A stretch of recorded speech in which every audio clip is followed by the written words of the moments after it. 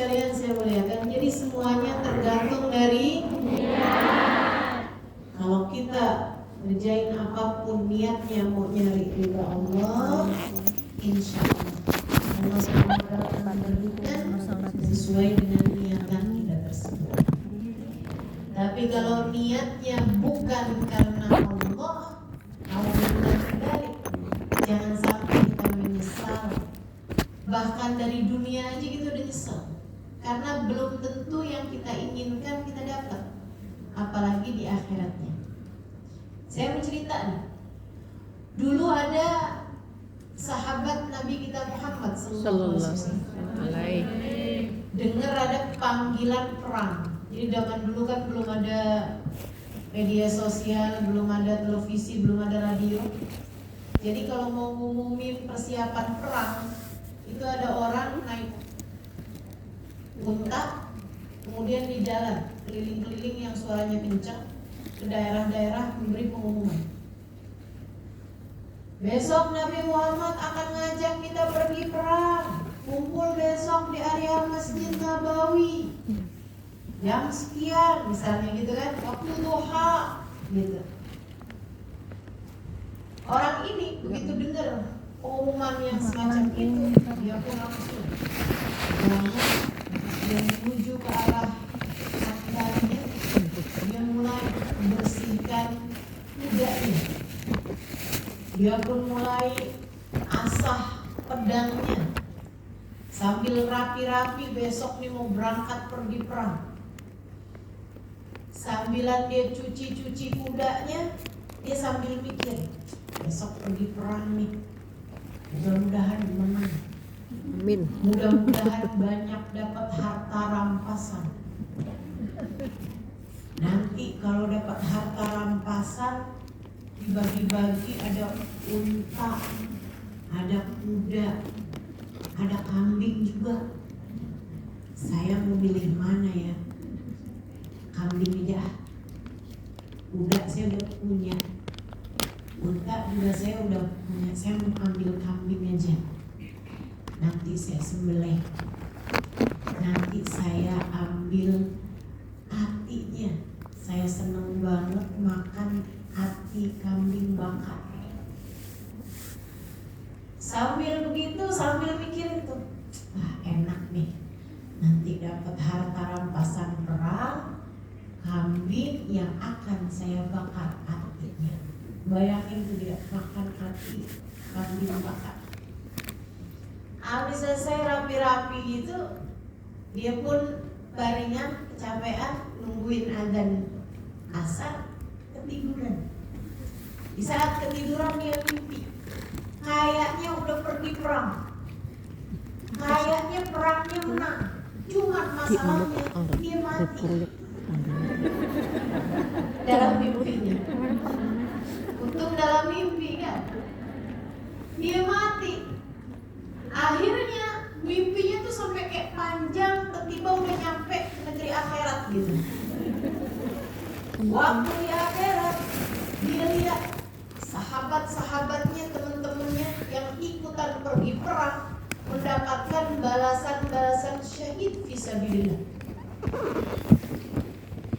Diampuni dengan tetes darah pertama, itu balasannya syahid. Diampuni dengan tetes darahnya yang pertama. Baunya, aromanya lebih wangi daripada aroma misik, aroma kasturi, wangi banget. Itu kata Nabi Muhammad seperti itu. Orang syahid, makanya kenapa dikuburkan tanpa harus disolati? Sebab kata Nabi Muhammad, nanti di akhirat dia akan digiring dalam keadaan syahidnya, lengkap dengan darahnya, lengkap dengan luka-lukanya, akan tetapi aromanya lebih wangi daripada aroma misik. Dia diberi pahala bisa menyelamatkan 70 keluarganya. Orang yang syahid, pahalanya bisa menyelamatkan 70 orang dari keluarganya yang seharusnya masuk neraka dulu baru bisa masuk surga, langsung bisa masuk surga dengan syafaatnya satu orang syahid. Semuanya dapat balasan seperti itu. Dia melihatin teman-temannya, terus dia mikir, juga ya. Kenapa saya begini nih keadaannya nih? Baunya bau darah, nggak ada pahalanya, nggak ada cahayanya, nggak ada ampunannya, nggak ada juga bisa memberikan syafaat kepada 70 keluarga. Jadi sendirian aja gitu, nggak dikumpulkan bersama dengan keluarganya seperti yang lain-lain. Jadi dia nanya sama malaikat, Om malaikat. Kenapa? Pahala saya mana nih Om? Emang kamu kenapa? Saya syahid juga loh. Sama kayak yang lain-lain, teman-teman saya pahalanya banyak-banyak. Kenapa saya nggak ada pahalanya? Oh, kamu ada kok pahalanya. Mana? Lagi disiamin. Apaan? Hati kambing. Hati kambing bakar. Dia kemudian terbangun. Dia bilang, alhamdulillah belum mati saya. Ya Allah, alhamdulillah Engkau berikan pelajaran di saat saya hidup di atas muka bumi. Saya tahu ya Allah, saya tidak boleh hanya berniat dengan perang ini untuk mendapatkan hati kambing. Ya Allah, saya meniatkan perang saya ini untuk mencari keridhaan-Mu, untuk mencari Nabi Muhammad, untuk mencari syafaat Nabi Muhammad sallallahu alaihi wasallam, untuk berjuang memperjuangkan agama ini. Ya Allah, terima kasih ya Allah, masih Engkau berikan kesempatan pada saya untuk hidup. Mulai sekarang ya Allah, saya ingin membenahi niat saya, dan mulai sekarang saya nggak akan pernah makan hati kambing. Lindinan nih. Kamu itu juga pergi jauh-jauh dari negerimu ke negeri ini, jangan cuma tujuannya urusan gaji. Jangan cuma tujuanmu hanya sekedar urusan uang belaka, teman-teman. Jangan dapatnya cuma itu, ntar di akhirat nanti kamu gak ada balasannya. Tapi kalau tujuanmu adalah untuk memberikan nafkah bagi keluargamu, berbakti kepada ibu ayahmu, memberikan pahala kepada mereka, memberikan nafkah bagi mereka, luqma fi imra'atik sadaqah. Kata Nabi Muhammad alaihi wasallam, satu suapan yang diberikan seorang suami kepada istrinya, artinya dia mencari nafkah untuk istrinya tersebut, satu suapannya bernilai sedekah di jalan Allah.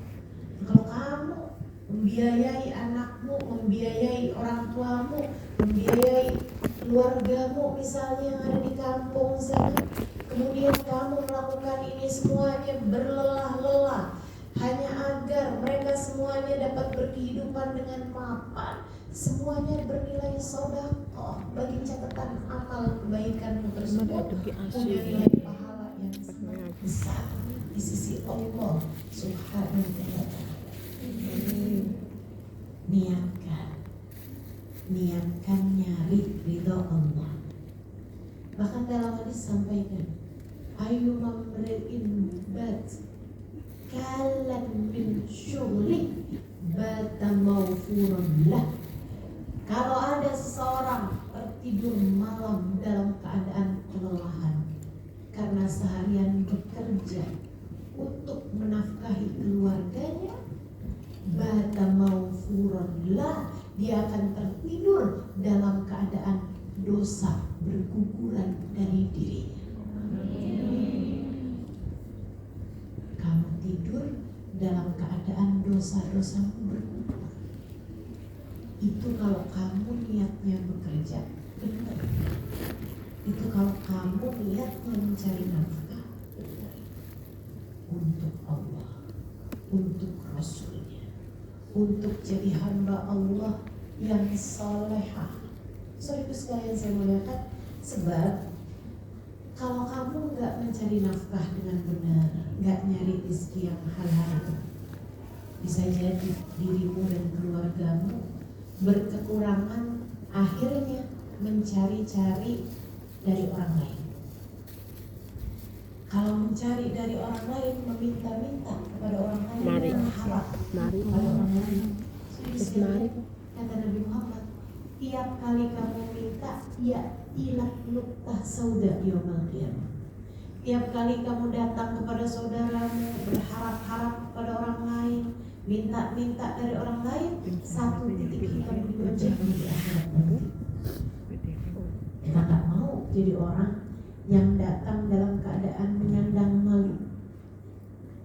Baiklah kalau begitu, saya akan bekerja mencarikan nafkah bagi keluarga, punya nilai di sisi Allah. Dengan syarat niatnya yang benar. Niatnya karena Allah, karena niatnya lillahi ta'ala. Apalagi kalau kamu belum niat, niatnya selain daripada untuk memberikan nafkah bagi keluargamu dan untuk dirimu juga, niatnya adalah sebagian dari rezeki saya ada yang saya sedekahkan di jalan Allah, buat kerabat, buat saudara yang gak mampu, misalnya gitu, ikut-ikutan ngebiayain sekolah, ada ponakan yang mau pesantren tapi nggak ada uangnya, misalnya gitu ya, buat biaya bulanannya, nah kamu ikutan bantuin. Yang seperti itu tentu punya nilai yang sangat besar di sisi Allah Subhanahu wa Ta'ala. Dan jangan takut buat bersedekah, teman-teman sekalian, buat menebarkan kebaikan, jangan takut, karena memang di sanalah terdapat segala kebaikan-kebaikan. Ar-Rahimun yarhamuhumur Rahman tabaraka wa ta'ala. Orang yang suka memberi kepada orang lain, maka Allah Subhanahu wa ta'ala pun akan sayang kepadanya. Siapa yang sayang sama orang lain, dia akan disayang oleh Allah Subhanahu wa ta'ala. Baik, itu yang apa tadi? Niatnya harus lurus, niatnya mesti lurus, niatnya lillahi ta'ala, insya Allah. Yang kedua, teman-teman sekalian, kamu pengen jadi hamba Allah Subhanahu wa ta'ala yang salehah, awalilah dengan taubat. Taubat itu apa, Ustazah? Taubat itu adalah putar balik dari dosa. Itu namanya taubat. Ninggalin dosa. Dosa itu adalah simpang-simpang jalan yang membuatmu tertahan dari tujuan. Kita nih ya, mau menuju Allah Subhanahu wa ta'ala, jalannya adalah ibadah. Teman-teman sekalian, setiap perbuatan-perbuatan dosa adalah simpangan-simpangan jalan yang membuatmu jauh dari tujuan. Mau menuju ridha Allah SWT, mau menuju surga, mau menuju Nabi Muhammad SAW dan syafaat beliau. Satu jalan nih ke depan. Tahu-tahu ada cowok ngajakin kenalan. Itu simpang jalan. Itu namanya simpang jalan. Ada yang kemudian ngajakin janjian, pegangan tangan, apaan gitu kan. Itu namanya simpang jalan. Semua perbuatan dosa gitu ya. Kamu lagi nyari ridha Allah Subhanahu wa ta'ala, mau nyari surga, mau nyari syafaat Nabi Muhammad SAW. Tapi untuk jalan itu kan kamu juga mencari penghidupan duniawi. Seperti yang tadi saya sampaikan, kamu harus menafkahi keluargamu dan seterusnya. Lagi nyari uang nih, atau kelihatan ada perhiasan,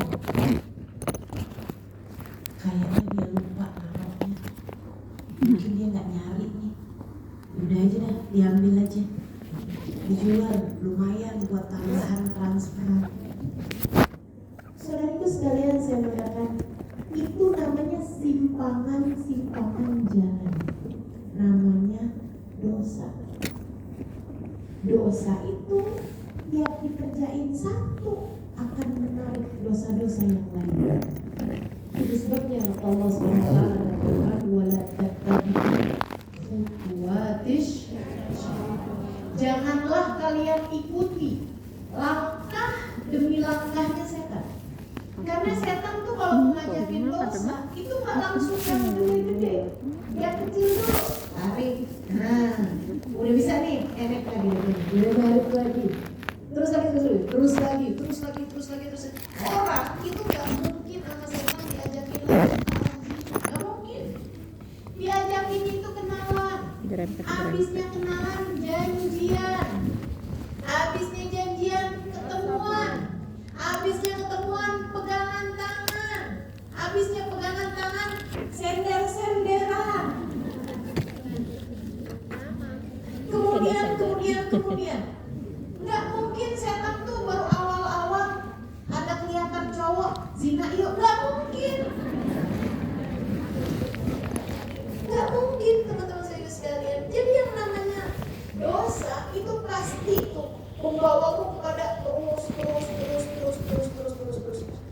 Saudara sekalian, saya kasih tahu, dosa itu kalau udah tambah jauh, tambah susah mau buat baliknya.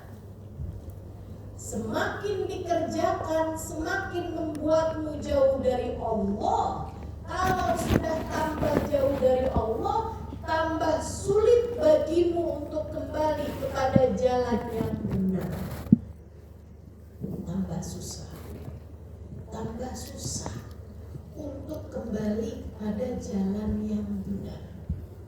Kenapa gitu? Sama aja kayak orang nih di dunia ini. Sorry sekalian, saya melihat temenan, misalnya gitu ya. Kalau misalnya dia tambah jauh, tambah nggak cocok sama kita, lama-lama ya udah aja putus, kan begitu. Kayak orang rumah tangga suami istri nih, kalau misalnya istrinya nggak nurut gitu sama suaminya, atau suaminya gitu terlalu jauh gitu sama kamu gitu, kamu pengennya begini dia nggak mau, kamu pengennya begitu dia nggak mau, terus kayak gitu. Lama-lama secinta apapun kamu terhadap orang tersebut, terhadap laki-laki tersebut, lama-lama hatimu jadi berpaling darinya. Kamu tuh sebenarnya sih saya sayang sih, tapi kalau diginiin tuh saya nggak sanggup juga, kan gitu. Allah juga kayak gitu.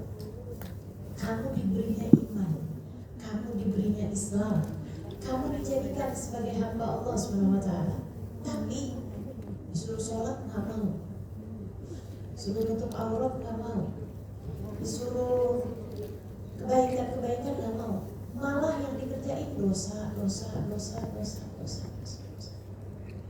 Punya suami nggak diurusin, malah naksir suami orang. Ngurusin suami orang. Lama-lama dia disuruh bakti ke suaminya nggak mau, disuruh ngurusin suaminya nggak mau, malah ngurusin suami orang. Lama-lama Allahnya kemudian jadi berpaling dari saya nggak cocok sama hamba yang satu ini, diputusin dari Allah.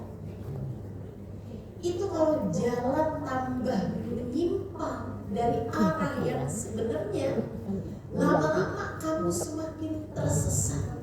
Kalau sudah semakin tersesat kemana-mana, tambah sulit untukmu berada di jalan kembali, dan seringnya itu terjadi di saat ajal keburu datang padamu. Makanya orang tuh yang Allah ceritakan ketika ajal datang, dia nyesel. Nyeselnya gimana? Rabbi rji'un la'alli a'mal salihan fima taraktu. Allah ceritakan dalam Al-Quran, begitu ajal datang padanya, dia bilang, ya Allah, tar dulu ya Allah, sisain buat saya waktu, saya akan memperbaiki diri saya akan kembali ke jalanmu, kembalikan saya kepadamu ya Allah. La'alli a'mal salihan, aku akan mengerjakan amal saleh yang telah aku tinggalkan selama ini. Apa kata Allah Allah SWT, kalla, udah nggak ada lagi waktu. Kamu nyasarnya udah kejauhan. Kamu tidak segera kembali kepadaku di masa-masa yang lalu. Sekarang semuanya sudah terlambat bagimu. Bu, K, D, masa dalam kafe. kamu kalau sekarang nih, kalau misalnya di sini udah ditolak, maksudnya udah nggak bisa tinggal di Hongkong misalnya, kamu bisa pulang ke rumah, bukan begitu? Kalau misalnya ternyata di rumah itu kamu punya suami yang ternyata sudah bersama dengan perempuan lain, kamu bisa datang ke rumah orang tuamu, kamu mungkin bisa datang ke rumah saudara, kamu mungkin bisa datang ke rumah temanmu bahkan. Tapi saya kasih tahu, kalau kamu mati, kamu tidak pergi kecuali kepada Allah. Kalau kamu mati, kamu tidak kembali kecuali kepada Allah. Kalau Allah menutupkan pintunya darimu, kepada siapa kiranya kamu akan datang? Saya ulangi, kalau sekarang di dunia ini, andai kamu ditolak dari negeri ini, kamu bisa pulang kembali ke negerimu. Kamu bisa pulang ke rumah suamimu jika kamu ada suami. Kalaupun ditolak, kamu bisa datang ke rumah orang tuamu. Ditolak, kamu bisa datang ke rumah saudara. Ada banyak pintu. Ditutup dari satu pintu, kamu bisa datang ke pintu yang lainnya. Tapi kalau kamu pulang kepada Allah, kalau kamu mati datang ajalmu, kamu tidak kembali kecuali kepada Allah. Kalau Allah menutupkan pintunya darimu, karena selama ini kamu tidak menuju kepadanya, kamu hanya menuju kepada kesenangan dirimu sendiri, kamu hanya menuju kepada dosa demi dosa, dosa demi dosa. Allah tutupkan pintunya darimu, kemana kira-kira kamu akan pergi? Kepada siapa kamu kembali? Kalau Allah menutupkan pintunya dari, karenanya teman-teman, siapapun darimu yang masih mengerjakan dosa dan belum kamu taubati, segeralah kembali, segeralah bertaubat. Katakan kepada ya Allah,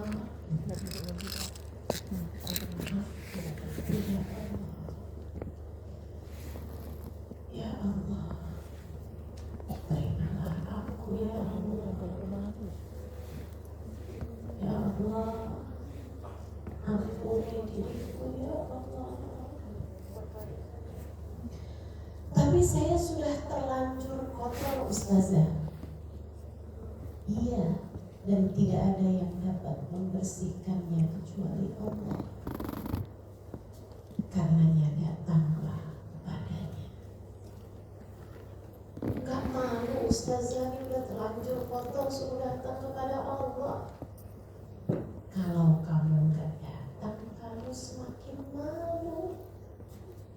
Gak apa malu di dunia daripada disisakan malunya di akhirat. Daripada disisakan malunya saat kamu datang kepada Allah, lebih baik malu sekarang aja. Ya Allah, ampuni saya. Enggak lagi-lagi ya Allah, enggak lagi-lagi ya Allah, enggak lagi-lagi ya Allah. Tapi saya berulang kali taubat dan saya kembali lagi mengerjakan dosa Ustazah. Iya, enggak apa-apa. Taubatlah kepadanya. Siapa tahu yang kali ini Allah benar-benar menghargai air matamu, hingga kemudian dijaganya dirimu dan kamu jadikan hambanya yang soleh.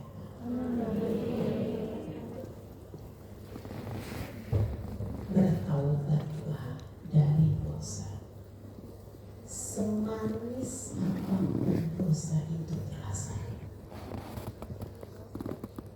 Bertaubatlah dari dosa. Saya nggak bilang sepahit apapun dosa, karena terkadang untuk kita yang masih dikuasai hawa nafsu, dosa terkadang terasa manis adanya. Tidak, itu adalah racun, kulit bagian belakang bukan manis, tapi dia melenakan. Jangan percaya. Oh mboten, kulit anu sampean medal saka pintu toh. Nggak ada. Setan tuh Kursi yang tempat makan, yang buat makan. jadi nggak merasa berharga gitu. Oh berarti di bawah, berarti di bawah. Bawa kita kepada dosa. Mangke kulit teman nggih. Orang tuh kalau habis Kulit di atas mak nggih mangke nek pun rampung kulit temane sampean. kayak nggak pantas. Maupun jenengan ajeng jenengan Maksud nggih Pak. bilang nih ya, coba liatin orang misalnya gitu deket-deket sama zina, bahkan sampai kerjain zina, buat sholat malu. Kenapa kok buat sholat malu? Berasa dirinya hina, kayak yang sholat gak usah deh, kayak nggak pantas gitu orang kayak saya sholat, kan begitu. Setan itu suka membuatmu merasa nggak berharga. Itu jahatnya setan. Kamu jangan mau setan menjadikan dirimu, kamu merasa dengan ucapan setan kamu jadi nggak berharga. Sampaikan bahwa saya berharga sebab saya hamba Allah Ta'ala. Kamu dekat kepada urusan-urusan yang haram, setan membuat kamu berpikir bahwa kamu tidak berharga kalau kamu dibenci sama dia. Satu-satunya orang yang bisa sayang kamu adalah dia gitu. Kamu nih punya pacar, dekat sama seorang laki-laki, kamu mungkin takut kehilangan dia gitu. Kayaknya setan membuat kamu berpikir bahwa kamu hanya berharga buat laki-laki itu aja gitu. Saudara sekalian yang saya muliakan, itu bisikan setan. Berbahaya bagimu. Ucapkan kepada dirimu, oh tidak, saya adalah hamba Allah. Saya berharga di hadapan Allah. Kalau tidak karena berharganya saya di hadapan Allah, saya tidak diakaruniakan iman Islam. Saya hamba Allah. Saya diakui sebagai hambanya. Saya hambanya Allah adalah Tuhan saya. Saya punya Allah, saya punya Nabi Muhammad. Enggak apa-apa andai seluruh dunia tidak ada yang menyayangi saya selagi Allah dan Rasulnya sayang kepada saya. Karenanya Kak, Bu, D, saya sampaikan padamu dengan sepenuh rasa. Kamu kehilangan siapapun jangan kehilangan Allah.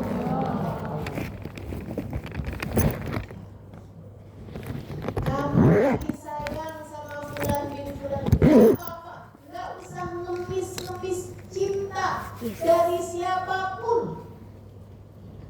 Kamu terlalu berharga untuk berusaha mengemis cinta dari manusia. Kamu hamba Allah Subhanahu wa Ta'ala. Satu-satunya yang pantas kamu mengemis cinta darinya adalah Allah Subhanahu wa Ta'ala dan Rasul. Kayak dijar ireng.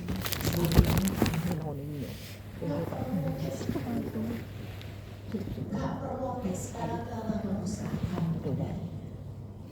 Gak perlu kamu kerjakan bersama dengannya hanya untuk kamu meraih cintanya. Mengemis-ngemis, esok kamu sama orang tersebut Nggak perlu. Saya sampaikan sekali lagi, nggak perlu. Kamu hanya perlu untuk mencari-cari cintanya Allah. Kamu hanya perlu mengemis-ngemis cintanya Allah. Kamu hanya perlu mengais-ngais cintanya Allah Subhanahu wa ta'ala. Tinggalkan semua yang haram, dekatilah Allah Subhanahu wa ta'ala. Allah akan menggantikannya dengan kesenangan-kesenangan yang lain. Dengan kesenangan-kesenangan yang halal. Allah tuh kalau lihat ada orang tertariknya sama yang haram, yang halalnya diputusin. Nanti kamu gak bisa dapetin kesenangan yang halal. Sebaliknya, orang kalau mutusin ninggalin yang haram karena Allah SWT, ninggalin dosa karena Allah, ninggalin kesenangan karena Allah SWT, kalau dia tahu kesenangan yang gak boleh di sisi Allah, nanti Allah gantikan dengan kesenangan yang halal. Percaya saya. Ada nih ceritanya, seorang laki-laki datang kepada gurunya, Syekh, kenapa ya? Saya ini udah nikah nih sama istri saya, udah 7 tahun. Sekarang tuh saya melihat istri saya nggak ada ketertarikan gitu. Saya udah hilang cinta saya sama istri saya. Saya melihat dia tuh kayak nggak tertarik gitu. Dulunya gimana? Kata saya. Oh dulu saya sangat tertarik padanya, saya sangat jatuh cinta sama dia, saya sangat cinta sama dia. Sekarang udah gak ada lagi rasanya. Apa sekarang istri kamu udah gak lagi cantik gitu? Enggak sih, istri saya tetap cantik sama kayak dulu. Apa istri kamu itu kurang pinter jaga diri gitu, rawat badannya gitu? Enggak sih, tetap aja, tetap wangi, tetap cantik. Seperti yang dulu-dulu juga gitu. Apa istri kamu nggak nurut gitu apa kata kamu, suka ngebantah, akhlaknya jelek gitu, kamu jadinya nggak cinta lagi sama dia?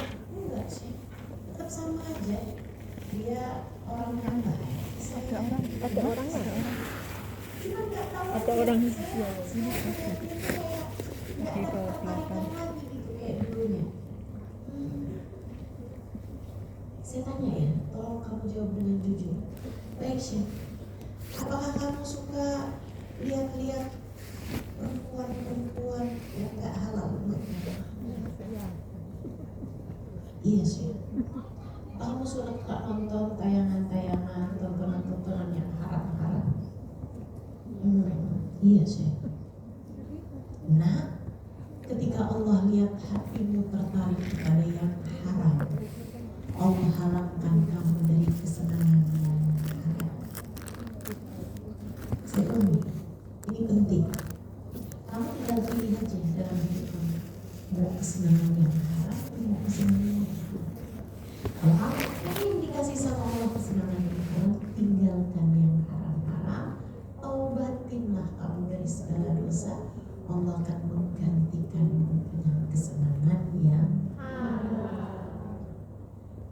Ketika Allah melihat hatimu tertarik dengan yang haram, Allah akan menghalangkanmu dari kesenangan yang halal. Jelas? Maka tinggalkanlah dosa, sebab kesenangannya semu. Sebab kesenangannya sebentar, sebab kesenangannya fana, sebab kesenangannya fata morgana, halu, ilusi, kelihatannya kayak seneng, padahal isinya cuma derita. Dosa kelihatannya seneng, padahal isinya hanya derita. Sumber segala derita di atas muka bumi ini adalah dosa. Jadi yang pertama tadi apa? Benerin niat, yang lurus niatnya. Yang kedua, taubat. Yang ketiganya, teman-teman saudara sekalian saya muliakan, benahi ibadahmu. Pengen jadi hamba Allah Subhanahu wa taala yang salehah, yang Allah SWT bahagiakan hidupmu dunia sebelum kelak di hari akhirat nanti, yang Allah muliakan dirimu dunia sebelum kelak hari akhirat nanti, yang Allah jadikan dirimu hidup di atas muka bumi sebagai hamba Allah, mati sebagai hamba Allah, di akhirat sebagai hamba Allah SWT. Yang harus kamu lakukan, pertama benahi niatmu, yang kedua adalah taubatmu, periksa kembali taubatmu, benahi taubatmu, awali dirimu dengan taubat. Yang ketiganya adalah tegakkanlah ibadahmu. Ketika tegakkan ibadah. Niat, taubat, ibadah. Wa ma khalaqtul jinna wal insa illa. Tidaklah kami ciptakan jin dan manusia kecuali untuk ibadah padaku, kata Allah SWT. Kamu diciptakan di atas muka bumi ini buat ibadah. Selain daripada saya sampaikan kepadamu bahwa kalau niatmu benar, yang kamu lakukan semuanya, makan kamu, tidur kamu, mandi kamu, semuanya punya nilai ibadah di sisi Allah SWT. Tapi ibadah-ibadah yang mahdoh, ibadah-ibadah yang memang Allah SWT perintahkan kita untuk menjalaninya di atas muka bumi, jangan sampai kamu tinggalkan. Sholat, jagain. Sering saya sampaikan, ketika seseorang mengerjakan sholat, bukan hanya karena dia mau sholat, akan tetapi karena dia dianggap berharga di sisi Allah, sehingga Allah izinkan dia untuk menghadap kepadanya. Sebaliknya, ketika seseorang meninggalkan sholatnya, bukan hanya karena dia tidak mau sholat, akan tetapi karena dia telah terusir dari rahmatnya Allah, sehingga Allah tidak mengizinkan dia untuk menghadap kepadanya. Kamu kalau lagi sholat, bukan hanya karena kamu mau sholat, tapi karena Allah memang mau kamu menghadap kepadanya. Ketika kamu gak mau sholat, kemudian kamu meninggalkan sholatmu, kamu pikir kamu yang gak mau sholat.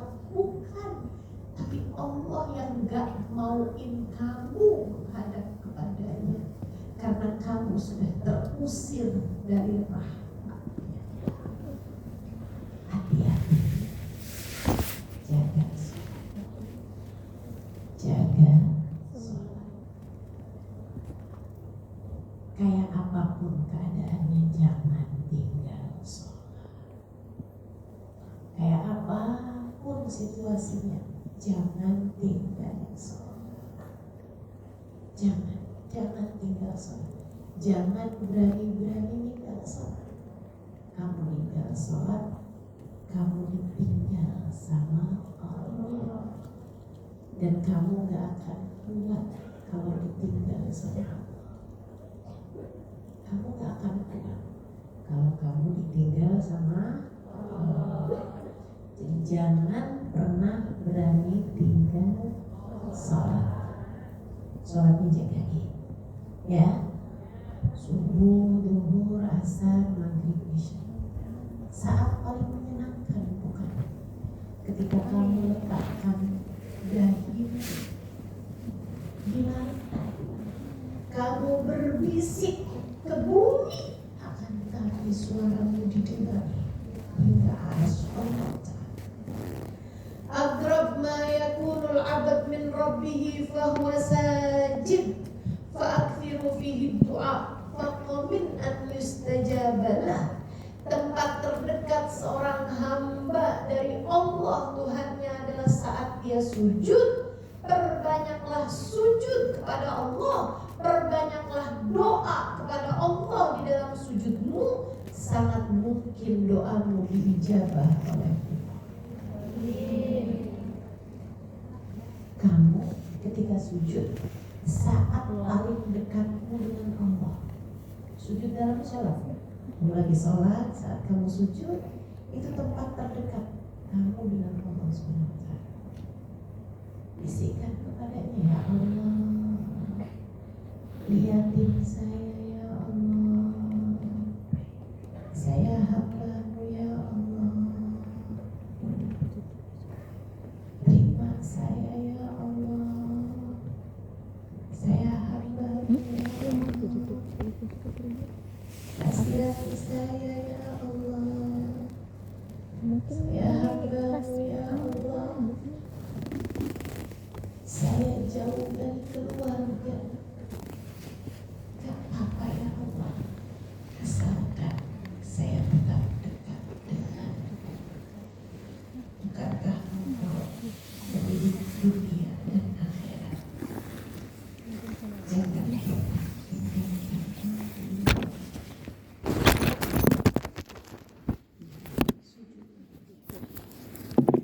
sholat jangan sampai titiknya.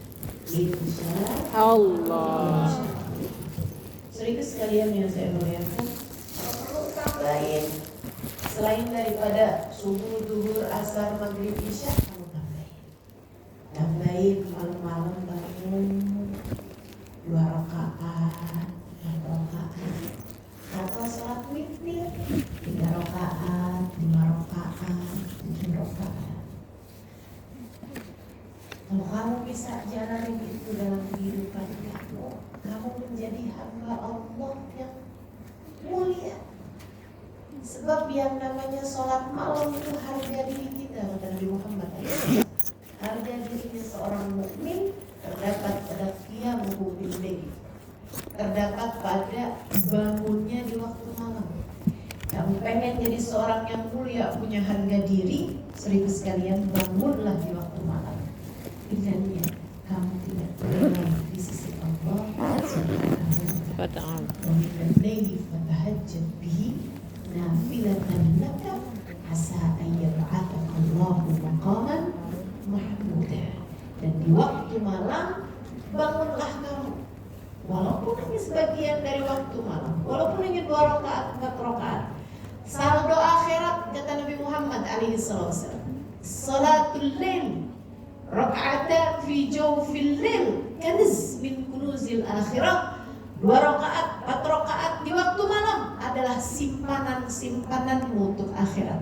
Saldo-saldomu di akhirat, tabungan-tabunganmu di akhirat adalah bangunmu di waktu malam.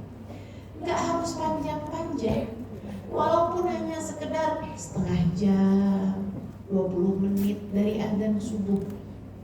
Apalagi nih di Hongkong nih, dalam musim-musim ini, hari-hari ini nih, teman-teman saya sekalian, subuhnya siang. Ya kan gitu ya? Jam 6 masih bisa ngobat Subuhnya subuh. siang, kamu bisa bangun jam 4:30 masih bisa tahajud. Enak bener, 4:30 masih bisa tahajud. Teman-teman saya sekalian, saya muliakan, bahkan mau bangun jam 5 nih masih bisa tahajud. Karena subuhnya tadi pagi ini masih jam 5:19. Iya, 5:20. Teman-teman saya sekalian, saya muliakan, berarti kalau kamu bangun jam 5 kamu masih bisa tahajud. Enak bener. Memang boleh, bisa boleh, pokoknya selagi belum masuk waktu subuh masih boleh tahajud. Saya juga pernah tuh ada di negeri yang azan subuhnya jam 7. Jadi saya bisa bangun 6:30, saya bisa tahajud. Di negeri saya bangun 6:30, sholat subuhnya udah dijemur kunutnya. Ya Allah, waktunya masih lebih panjang waktu malamnya. Jadi enak tuh, kamu bisa punya waktu lebih panjang untuk mengerjakan tahajud. Kamu punya banyak doa, bukan? Kamu punya banyak harapan, bukan? Kamu punya banyak permintaan kepada Allah, bukan? Saudara sekalian, bangunlah di waktu malam, mintalah.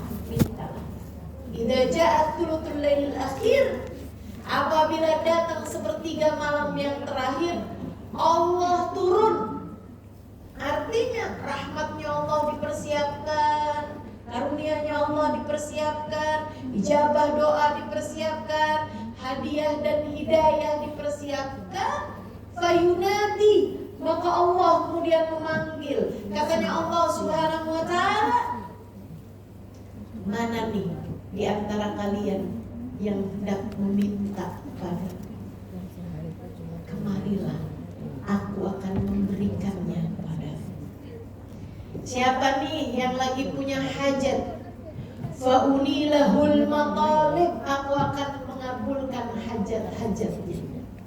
Siapa nih yang lagi mohon ampunan? Hal min mustaghfirin, hal min taib, hal min talibi hajatin, fa'unilahul matalib. Siapa di antara kalian yang sedang meminta, aku akan beri. Siapa di antara kalian yang sedang memohon ampunan, aku akan ampuni. Enak tuh, udah ditantangin sama Allah Subhanahu wa ta'ala, tinggal kamu minta aja. Gak usah pakai ketuk, Allah udah siap-siap mau ngasih. Allahnya sudah lagi bagi-bagi. Di waktu yang lain kamu harus datang dulu ketuk pintu. Kalau dibuka iya, kalau enggak ya kamu mesti nunggu. Tapi di sepertiga malam yang terakhir, Allah siap bagi-bagi, tinggal nunggu apakah kamu akan datang meminta padanya atau tidak. Berapa banyak malam telah kamu lewatkan. Kalau kamu pengen menjadi hamba Allah yang solehah, bangunlah, sholatlah, mintalah kepada Allah Subhanahu wa ta'ala. Teman saya sampai bilang, saya nggak percaya ada doa sepertiga malam terakhir tidak dijabah sama Allah. Nggak percaya saya. Pasti dijabah, pasti dijabah. Saya pernah tinggal 4,5 tahun di kota Tarim, Hadramaut, Yaman. Teman-teman saudara sekalian, saya lihat orang-orangnya di sana soleh-solehah semua. Nggak bohong dan nggak berpikir ada orang lain bisa bohong. Nggak ngerjain dosa dan nggak berpikir orang lain bisa ngerjain dosa. Nggak ada yang tinggal sholat dan nggak percaya waktu saya bilang bahwa orang di Indonesia ada yang tinggal sholat dan dia bukan orang Islam dan dia orang Islam. Nggak percaya dia, nggak percaya. Sampai dibilang kamu suuzon halimah. Mereka palingan sholat, kamu nggak lihat. Saya bilang enggak, orang saya barengan kok, dia saya lihat kok. Enggak, dia nggak sholat. Oh, mungkin dia lagi menstruasi, Halimah lagi nifas. Apaan orang laki-laki? Emang nggak sholat? Saya bilang nggak sholat. Saya lihat dia nggak sholat. Kamu suuzon Halimah, nggak mungkin dia ada orang Islam nggak sholat. Nggak percaya. Karena orang sekampung semuanya baik semuanya. Orang sekota, Tarim semuanya baik semua. Teman-teman sekalian, saya melihat, saya heran dulu kenapa kok bisa ada negeri yang sampai ada penulis Maroko pernah bilang tentang mereka, haula bil malaikati asbah. Orang-orang Tarim ini, penduduk Tarim ini, sama malaikat lebih mirip daripada sama manusia. Lebih miripan malaikat daripada sama manusia. Teman-teman sekalian, saya heran kenapa mereka sampai hebat-hebat banget gitu. Orang-orang soleh-solehah semua gitu. Sampai saya tulis tuh di buku Assalamualaikum Tarim tentang orang-orang yang seperti mereka itu. Teman-teman sekalian, orangnya kaya-kaya ya Ustaz, enggak. Kebanyakannya orang yang malah justru berada di garis kemiskinan. Tapi mereka soleh-solehah, baik-baik semuanya. Sekalian, saya tahu ternyata salah satu jawabannya kenapa Allah jadikan mereka hatinya baik, hidup baik, adalah karena orang-orang tua mereka itu dari mulai mereka waktu kecil-kecil, kalau bangun tahajud di waktu malam, orang tuanya, anak-anaknya dibangunin. Masih bayi-bayi dibangunin.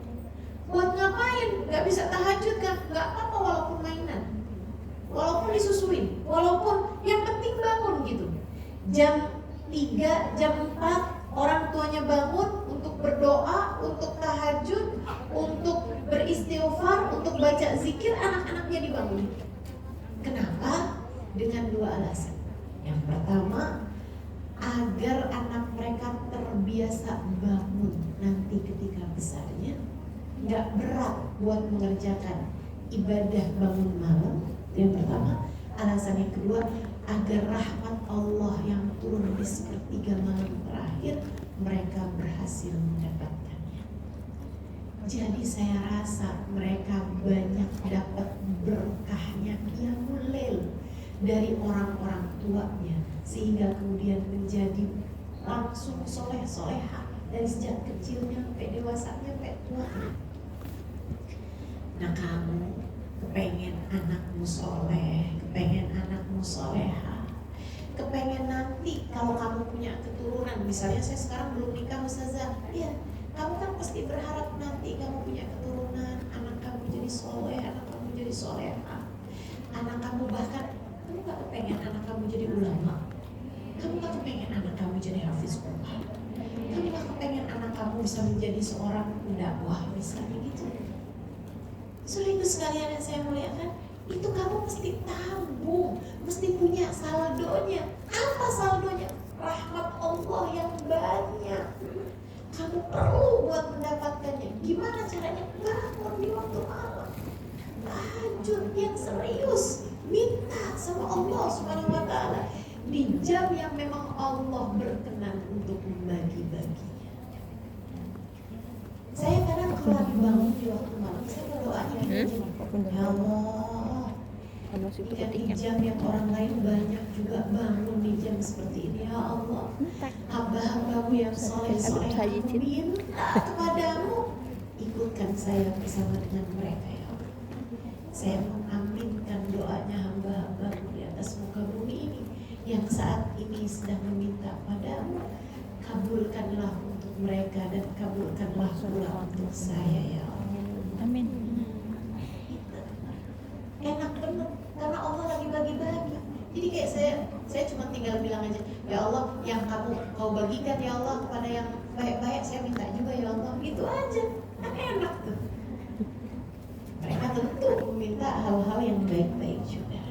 Baik, saudara sekalian saya muliakan, itu yang nomor 3. Ibadahmu benahi. Tentu bukan hanya sholat ibadahnya, akan tetapi selain daripada sholat, yang di belakang boleh tetap tenang. Halo, teman-teman sini sekalian saya muliakan, tentu bukan hanya sholat, tapi sedekahnya juga, tapi Qur'annya juga, dan juga sholawat kepada Nabi Muhammad Sallallahu Alaihi Wasallam. Jangan ditinggal. Saya suka pesankan kepada teman saya yang anaknya sekolah di luar-luar negeri atau di luar-luar kota gitu, anaknya sekolah jauh dari orang tuanya, saya suka bilang sama mereka, kamu kalau pesenin anak jangan banyak-banyak, ntar anak gampang lupa. Kamu pesenin 2 hal aja. Bilang sama anak kamu, jangan tinggal sholat, jangan tinggal sholawat. 2 itu.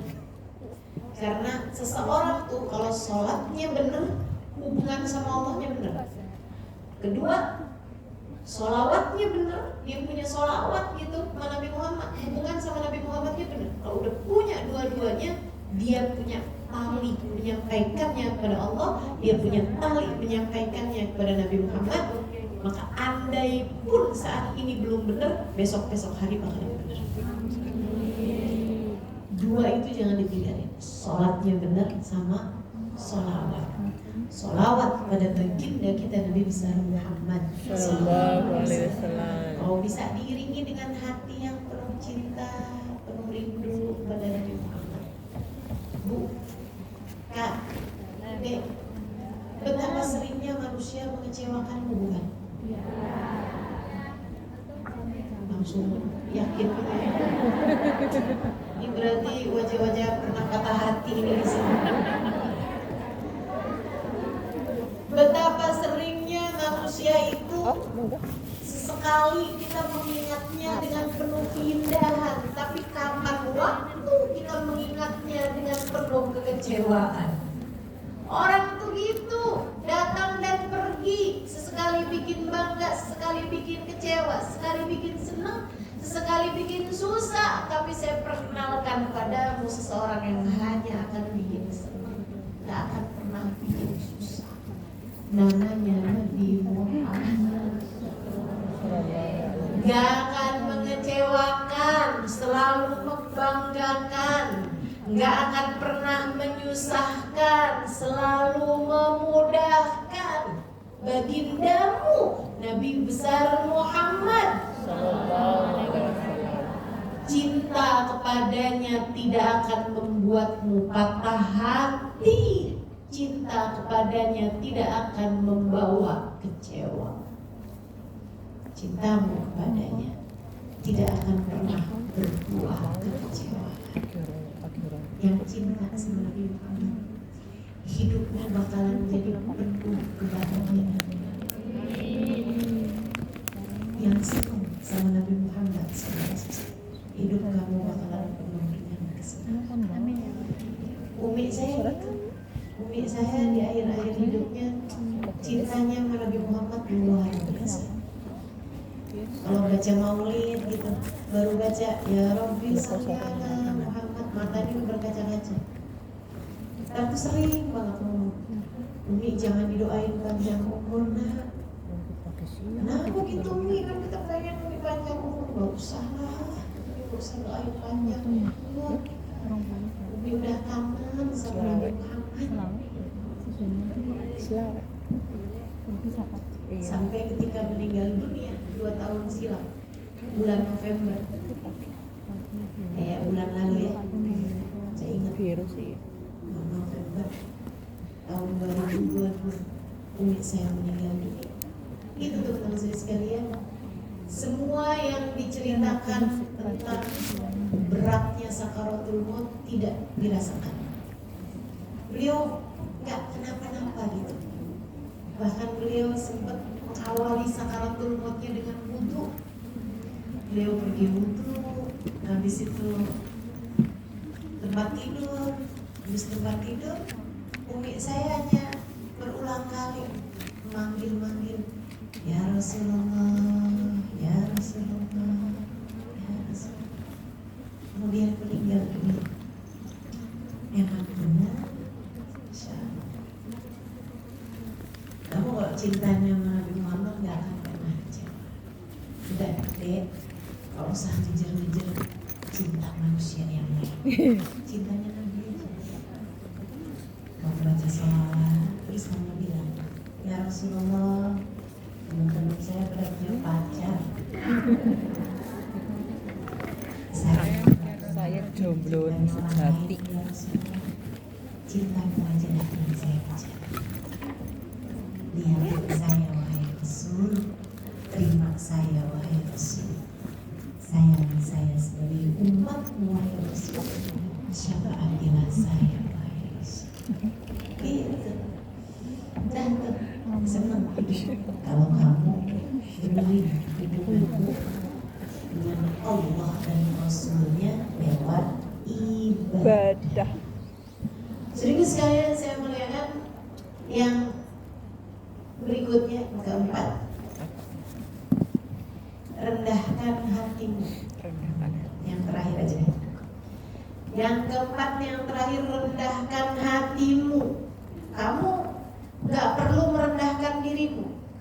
Gak perlu rendahin diri dengan kayak gimana mau orang gitu kan ya, sampai sujud-sujud mau orang. Gak usah.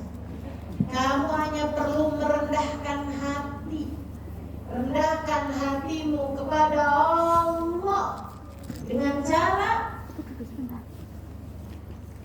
yang tawakal, yang tawakal terhadap urusan-urusan duniamu, yang tawakal, serahkan aja sama Allah. Kita bilang, ya Allah, saya hanya menjalankan sebab-sebabnya, saya hanya menjalankan wasilahnya, saya hanya menjalankan usahanya. Selebihnya saya mau Engkau ya Allah menjaga saya dan menjaga keluarga saya. Ada banyak bukan di antaramu yang meninggalkan anak-anak di kampung. Hampir. Kamu bisa jagain mereka kayak apa?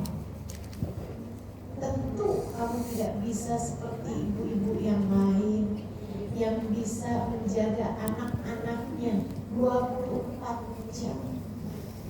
Kamu gak bisa kayak yang lain-lain. Siapa yang menurutmu dapat melakukannya kalau bukan Allah? Maka gantunganmu sama Allah itu harus besar. Kamu harus selalu mengatakan kepada Allah, ya Allah, bukankah Engkau memerintahkan diriku, wa anfusakum wa ahlikum nara, jagalah diri kalian dan keluarga kalian dari api neraka, jagalah diri kalian dan anak kalian dari api neraka. Ya Allah, maafkan saya ya Allah. Jangankan menjaga anak saya, jaga diri saya saja. Terkadang saya gagal melakukannya. Saya minta padamu ya Allah, tolong jagakan diri saya dan tolong jagakan anak-anak saya seperti mana Engkau telah menjaga anak-anak dan orang-orang yang soleh-soleh. Seperti Kau menjaga para wali-wali ya Allah, seperti Kau menjaga para kekasih-kekasih-Mu ya Allah, seperti Kau menjaga anak-anak kekasih-Mu ya Allah, seperti Kau menjaga kekasih-Mu bahkan dari sejak anak-anaknya ya Allah. Jagakan diri saya dan anak-anak saya jauh-jauh dari api neraka. Tawakal, serahkan kepada Allah, serahkan urusan orang tuamu, serahkan kepada Allah. Toh kamu juga memang gak bisa banyak berbuat apa-apa, bukan? Serahkan suamimu pada Allah, serahkan apapun yang kamu punya kepada Allah Subhanahu wa Ta'ala. Hanya Allah lah sebaik-baik penjaga. Saya sampaikan padamu, hanya Allah lah sebaik-baik penjaga. Saya sangat mengerti. Saya banyak dikasih pelajaran sama Allah Subhanahu wa Ta'ala. Seindah-indah penjaga adalah Allah. Saya belajar hal itu. Teman-teman saya sekalian, di terakhir saya cerita. Saya pernah satu hari waktu saya tinggal di Hadramaut Yaman, saya tinggal di rumah kontrakan bersama dengan abang saya. Hari itu saya cuci semua baju. Biasa kayak anak kos itu kan kalau bajunya belum kotor semua belum dicuci. Jadi baju saya udah kotor semua, baru tuh saya cuci. Habis itu saya jemur. Udah saya jemur semuanya nih di atas jemuran nih. Saya nggak punya penjepit jemuran, saya jemur aja gitu. Habis itu saya lihatin tuh dari jauh ada angin. Di sana itu di Timur Tengah kadang-kadang kalau angin datang tuh kelihatan karena terbangin sampah-sampah, daun-daun, ya tuh udah kelihatan tuh dari jauh. Apalagi kalau jauhnya itu Sahara gitu ya, kayak lembah gitu, nggak ada apa-apa, gurun gitu, biasanya suka lebih jelas lagi kelihatan. Jadi saya dari jauh kelihatan, ya ampun, tuh ada angin. Saya udah mikir aja, jemuran saya gimana ceritanya ya? Kalau saya turunin tuh jemuran, saya pulang nggak punya baju kering gitu, baju saya basah semua. Kalau saya jemur, saya takutnya jemurannya terbang bawa angin gitu. Itu kan saya tambah lebih nggak punya baju lagi. Sampai terbang-terbang, apalagi yang paling saya khawatirkan adalah ada ulama. Di sana kan negara banyak ulamanya tuh. Satu daerah itu ulamanya banyak teman-teman. Habaib, ulama-ulama, pakar hadis, hafiz Quran. Itu negara sampai disebut sebagai negaranya para penghafal Al-Quran.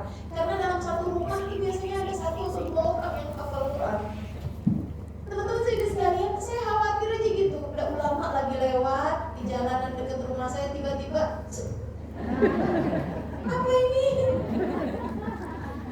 Kenapa yang dalam saya kan ngelakuin banget saya? Ya walaupun dia nggak tahu kalau itu pakaian dalam saya kan, tapi rasanya kayak nggak hormat banget gitu. Ya Allah, ini saya mesti kerjain apa nih? Sementara saya juga waktu itu buru-buru juga mau hadir satu majelis gitu.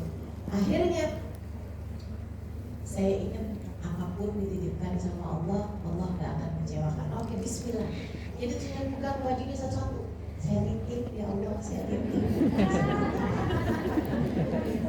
Astagfirullah, astagfirullah. Saya titipkan kamu sama Allah, saya titipkan kamu sama Allah. Semua tuh baju-bajunya saya titipin sama Allah Subhanahu wa taala. Satu-satu saya pegangin, habis saya turun saya pergi ke majelis. Pulang dari majelis di jalanan sampah-sampah di mana-mana, diterbangkan sama angin. Termasuk juga ada baju juga. Saya pikir aja udah jangan sampai baju saya nih, ternyata bukan. Akhirnya saya jalan aja, saya pulang, saya langsung naik ke jemuran dan di sanalah saya terpukau memandang baju-baju saya yang gak ada yang bergerak dari tempatnya. Masya Allah. Semuanya tetap seperti sedia kala dalam keadaan sudah kering. Di sanalah saya bilang, ya Allah, terima kasih. Dititipin jemuran saja bukan. Apalagi dititipin yang lain. Makasih ya Allah. Mulai sekarang saya akan titipkan diri saya padamu biar bisa jadi kayak jemuran. Gak lari kemana-mana. Sampai ke Hongkong. Saya akan titipkan keimanan saya biar tidak sampai terbang kemana-mana. Saya akan titipkan diri saya, orang tua saya, saudara-saudari saya, semua orang-orang yang saya sayangi agar Engkau menjaganya ya Allah. Serahkan semuanya kepada Allah. Sebab hasbunallah wa ni'mal wakil.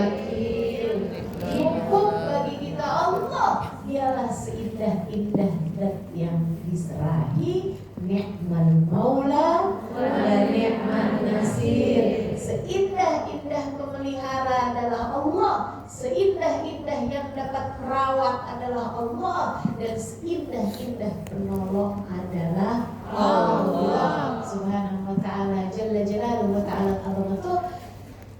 Dan yang terakhirnya teman-teman saudara sekalian, berarti itu 4 masih 5 ya. Yang satunya yang terakhir adalah tebarkan kasih sayang kepada siapapun. Dan orang tuh disayangin aja. Walaupun dia gak beriman, Ustazah, walaupun dia gak beriman, walaupun dia gak beriman, sayangi aja teman-teman saudara sekalian. Sayangi yang di bumi, yang di langit akan menyayangi. Kita sayangin aja. Semua orang disayangin. Kamu berharap walaupun dia gak beriman, tapi kan dia hamba ya Allah. Nah, kamu senyumin, kamu berbuat baik sama siapapun, insya Allah dengan kelima hal tersebut foto-foto Allah salehah, yang Allah cintai, yang Allah jaga, yang Allah rawat dengan seindah-indah perawatan darinya insya Allah. Mudah-mudahan kita dapat melaksanakan kelima hal tersebut. Yang pertama apa tadi?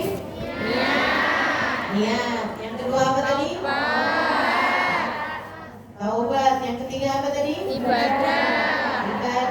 Yang keempat apa tadi? Rendahkan hati kepada Allah Subhanahu wa taala dengan tawakal. Ya, tawakal dan tawadhu kepada Allah Subhanahu wa taala. Yang kelimanya apa tadi? Tebarkan kasih sayang. Tebarkan kasih sayang kepada semua hamba-hamba Allah Subhanahu wa taala dengan kelima hal tersebut. Insyaallah kamu akan menjadi hamba Allah Subhanahu wa taala yang saleh. Semoga semudah mendengarkannya Allah mudahkan padamu untuk dapat mengamalkannya. Ala hadhihi wa bi kulli niyatin salihah jami'an syamilah ila hadratin Nabi Muhammad sallallahu alaihi wa ala alihi wa sahbihi wasallam. Al-Fatihah. A'udzu billahi minasyaitonir rajim. Bismillahirrahmanirrahim. Alhamdulillahi rabbil alamin. Ar-Rahmanir Rahim. Maliki yaumiddin. Iyyaka na'budu wa iyyaka nasta'in. Ihdinas siratal mustaqim. Siratal ladzina an'amta 'alaihim ghairil maghdubi 'alaihim waladdallin. Amin. Allahumma bihaqqil Fatihah, birahmatil Fatihah, barakatil Fatihah. Taftah lana abwabal khair, fa'amilna mu'amalat ahlil khair. Takfina min jamil fitan wal mihan bu'us wa dhair. Innaka wali kulli khair, mutafaddil bi kulli khair, birahmatika ya arhamar rahimin. Allahumma inna nas'aluka ziyadatan صحة في الجسد وسعة في الرزق وتوبة قبل الموت شهادة عند الموت ومغفرة بعد الموت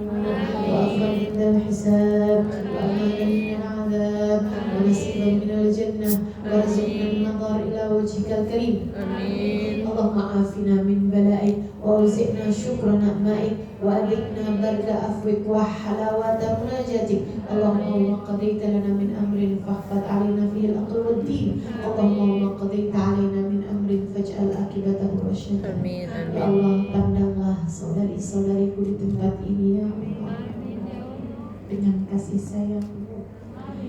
Perhatikanlah semuanya ya Allah. Lihatlah semuanya ya Allah. Saksikanlah semuanya ya Allah.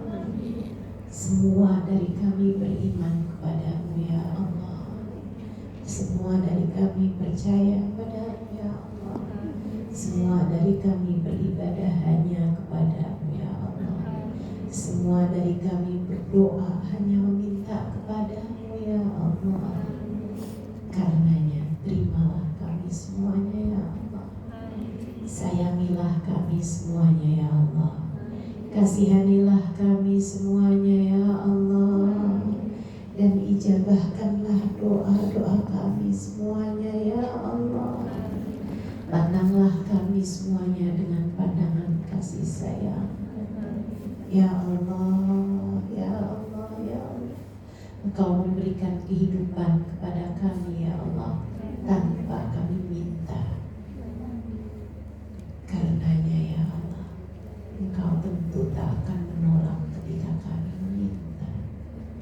Ya Allah, jagalah kami ya Allah, seperti Engkau telah menjaga hamba-hamba tercinta di sisi-Mu. Jagakanlah pula keluarga kami ya Allah, seperti Engkau telah menjaga hamba-hamba yang tercinta di sisi-Mu. Ya Allah, kami meninggalkan di kampung kami keluarga kami ya Allah. Kami tinggalkan kedua orang tua kami ya Allah. Hanya Engkau yang dapat menjaga mereka. Jagakan mereka untuk kami ya Allah. Sibukkan mereka beribadah kepada-Mu ya Allah. Sayangilah mereka ya Allah. Ampunilah dosa-dosanya ya Allah. Ampunilah dosa-dosanya ya Allah. Tutupilah aib-aibnya ya Allah. Apabila datang ajal menjemput mereka, matikan mereka dalam husnul khotimah. Ringankanlah derita mereka ya Allah. Kami mohon padamu ya Allah, sehatkan badannya, bahagiakan hatinya. Orang tua kami ya Allah, sehatkan badannya, bahagiakan hatinya. Sibukkan hati mereka dengan ibadah padamu ya Allah. Ya Allah, ya Allah. Dan untuk orang tua kami yang sudah meninggalkan kami, yang berada dalam kubur mereka ya Allah, hanya Engkau yang dapat melakukannya. Bahagiakanlah mereka dalam alam kuburnya ya Allah. Jangan siksa mereka ya Allah. Meski apapun dosa-dosa mereka, angkatlah siksa mereka ya Allah. Ampuni sajalah dosa mereka ya Allah. Ampunilah dosa mereka ya Allah. Ampunilah dosa mereka ya Allah. Syafaatkan Nabi Muhammad untuk mereka ya Allah. Syafaatkan Nabi Muhammad untuk mereka ya Allah. Kami mohon padamu ya Allah. Bukankah Engkau adalah pengijabah doa? Bukankah doa-doa kami meski sebesar apapun hanya menjadi buih di dalam samudra kedermawanan-Mu yang maha luas? Ya Allah, kabulkan doa kami ya Allah. Kabulkanlah doa-doa kami ya Allah. Kami tinggalkan di kampung kami orang-orang yang kami sayangi ya Allah. Anak-anak kami, saudara-saudari kami, suami kami, bahkan Kami mohon padamu, jagakan mereka untuk kami ya Allah. Jaga mereka untuk kami ya Allah. Soleh-solehahkan kami semuanya ya Allah. Tetap izinkan kami menghadap-Mu dalam tiap sholat kami ya Allah. Jangan ada siapapun di antara kami ataupun keluarga kami di kampung sana ya Allah yang meninggalkan sholat ya Allah. Jangan biarkan seorang pun di antara kami yang tidak Kau jadikan hamba-Mu yang soleh-soleh. Kami mohon kepadamu ya Allah, karuniakan kepada kami kesehatan lahir batin. Amin. Karuniakan kepada kami keberkahan dalam kehidupan. Karuniakanlah kepada kami semuanya ya Allah keikhlasan dalam beribadah. Mudahkan kami ibadah ya Allah. Ampunilah segenap dosa-dosa kami ya Allah. Ampuni segenap dosa-dosa kami ya Allah. Ampuni segenap dosa-dosa kami ya Allah. Amin. Dan terimalah taubat kami ya Allah. Karuniakan kepada kami taubatan nasuha. Mulai saat ini jangan biarkan kami lagi tenggelam dalam dosa ya Allah. Kami memohon kepadamu ya Allah, siapapun di antara kami yang saat ini masih berada dalam lembah dosa, angkatlah dia ya Allah. Jangan biarkan dia terus-terusan terjerumus dalam lembah dosanya ya Allah. Karuniakanlah taubat kepada kami semuanya ya Allah, dan semua orang-orang yang kami sayangi ya Allah. Karuniakanlah taubat untuk kami semua ya Allah, dan juga semua orang-orang yang kami sayangi ya Allah. Karuniakanlah untuk kami kehidupan yang baik, hingga apabila datang ajal menjemput kami, Kau matikan kami dalam husnul khotimah. Amin. Karuniakanlah untuk kami kematian yang baik, kematian di saat Engkau telah membukakan dari-Mu pintu rahmat-Mu lebar-lebar. Kau bisikkan di dalam telinga ruh kami, ya ayyatuhan nafsul mutmainnah, irji'i ila rabbiki radiyatan mardiyah, wadkhuli fi ibadi wadkhuli jannati. Wahai milik hati yang tenang, kembalilah kamu kepada Tuhanmu. Engkau telah diridhoi dan Engkau pun ridha padanya. Masuklah ke dalam golongan hamba-hamba-Mu. Masuklah ke dalam surga ya Allah. Kami mohon padamu ya Allah, syafaatkanlah Nabi Muhammad untuk kami. Jangan jauh-jauhkan kami dari Nabi Muhammad. Dekatkan kami dari Nabi Muhammad ya Allah. Cintakan hati kami kepada Nabi Muhammad, dan cintakan hati Nabi Muhammad kepada kami ya Allah. Jaga kami ya Allah, agar hati kami tidak mencintai siapapun lebih daripada cinta kami kepadamu dan kepada Nabi Muhammad. Allahumma rabbana atina fid dunya hasanah wa fil akhirati hasanah wa qina adzaban nar. Bi fadli subhana rabbika rabbil izzati amma yasifun wa salamun alal mursalin walhamdulillahi rabbil alamin. Taqabbalallahu minna wa minkum ya karim. Terima kasih atas segala perhatiannya. Kurang lebihnya mohon maaf. Billahi taufiq wal hidayah. Dan sebelum saya akhiri, saya kasih amalan kepada teman-teman semuanya. Kalau ada masalah, silahkan baca sholawatnya Habib Saleh Al-Hamid dari Nanggur. Itu beliau ada bikin satu sholawat yang sangat indah sekali. Teman-teman bisa dilihat di nanti yang saya taruh juga di Instagram saya. sama nanti teman-teman boleh juga tadi itu sholawat Habib Soleh Al-Hamid Tanggul. Nah itu baca 10 kali minimal ya.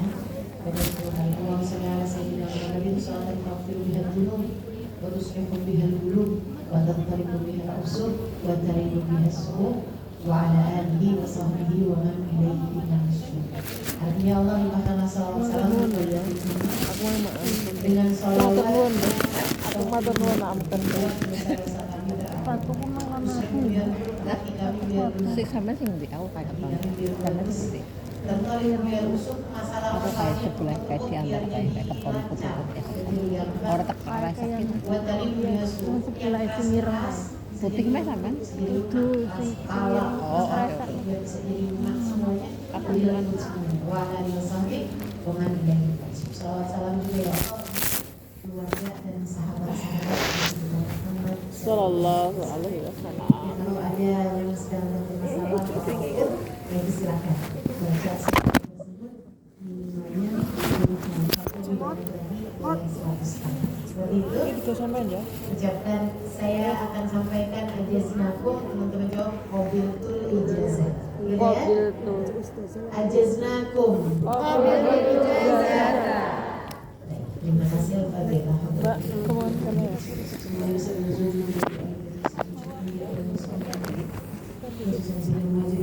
Iya, kopi sih.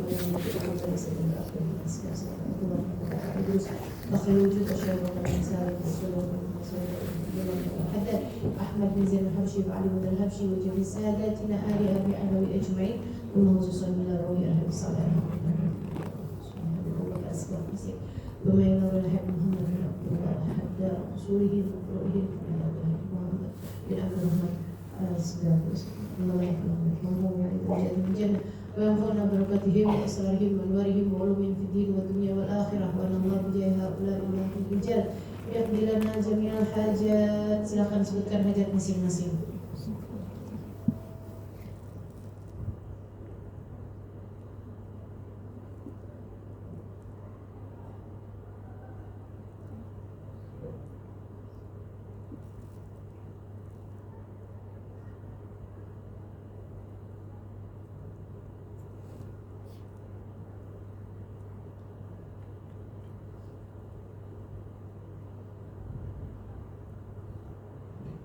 وإلى حضرة النبي محمد صلى الله عليه وسلم الفاتحة. أعوذ بالله من الشيطان الرجيم. بسم الله الرحمن الرحيم.